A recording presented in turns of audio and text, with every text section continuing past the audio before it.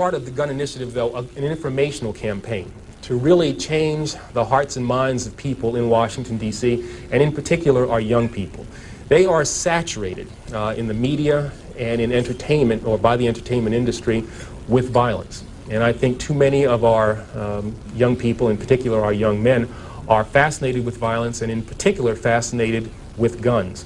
And what we need to do is change the way in which people think about guns, especially young people, and make it something that's not cool, that it's not acceptable, it's not hip to carry a gun anymore.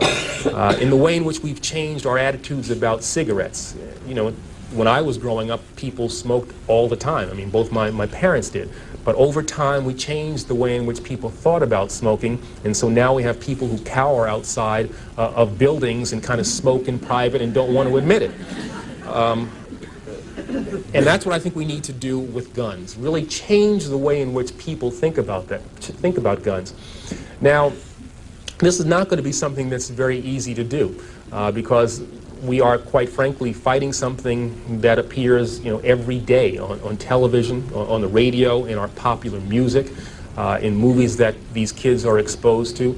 It will be an effort that will entail things that I'm really not familiar with. I think I'm a pretty good lawyer, but we need to get really innovative, creative things that are going to grab the attention of these kids and change, as I said, the way in which they think about guns. And so what I've asked is that the creative community in Washington, those ad agencies that create these snappy ads and make me buy things that I don't really need, devote that talent in a more constructive way so we can get at the minds of these young people.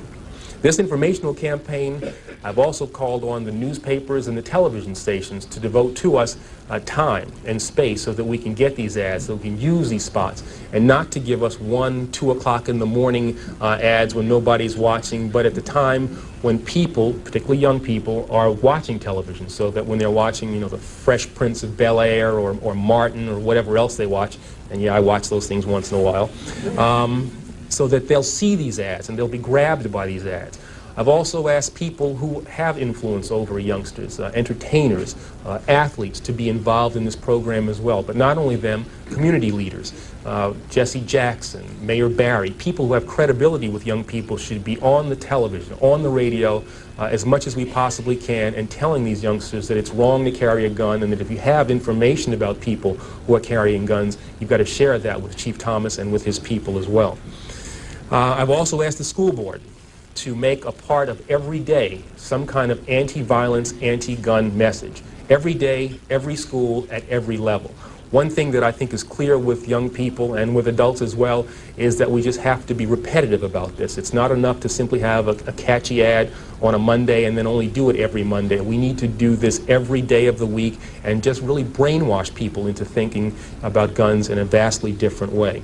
We also want to have a hotline that we will set up and have the number of that hotline that would just go out there, and that would be something that people would have emblazoned in their minds so that when they see a gun or become familiar about the facts of a gun crime, they would call that hotline.